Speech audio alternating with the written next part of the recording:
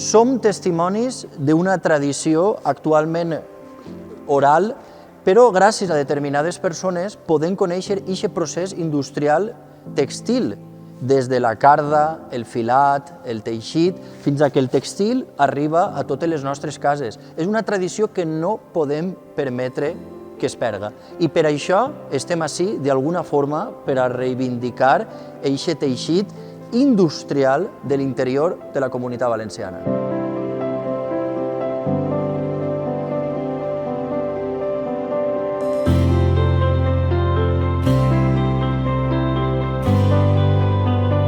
Avui inaugurem una exposició sobre maquinària industrial relativa als teixits de cala. Fa una mostra de telers xicotets, menys un que és gran, que representa tota l'evolució dins d'aquest món industrial.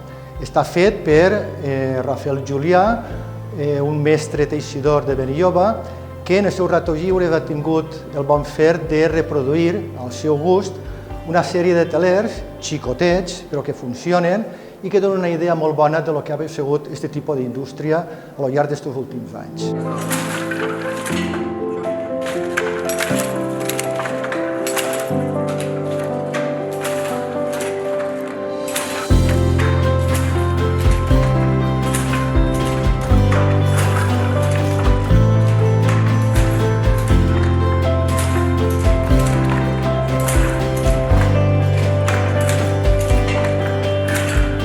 Per l'obtenció d'un teixit, en el que diem els teixits de cala, sempre està format per un ordim i una trama. L'ordim ve per darrere igual i llavors la trama és el que ha anat canviant al transcurs del temps. Primer van vindre unes agulles que feien passar el fil de trama, després unes llançadores manuals i després van passar als telers mecànics en què la llançadora es movia mecànicament. Avui en dia, en què en comptes d'unes llançadores venen unes pinces que t'agarren la trama d'un costat, la porten així i la porten d'un costat a l'altre.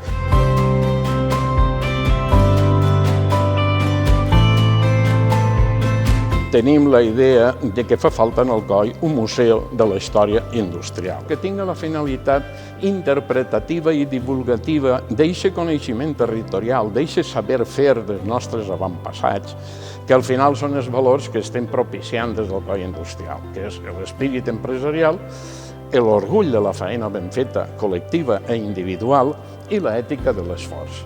I sobretot, que és també el component que volem fer a través de l'exposició que ens porta així, transmetir-ho a les noves generacions, als joves, que sàpien, perquè si no sabem d'on venim, no sabem on estem i no sabem on anem. I en aquest sentit volem que la joventut sigui coneixedora de la història del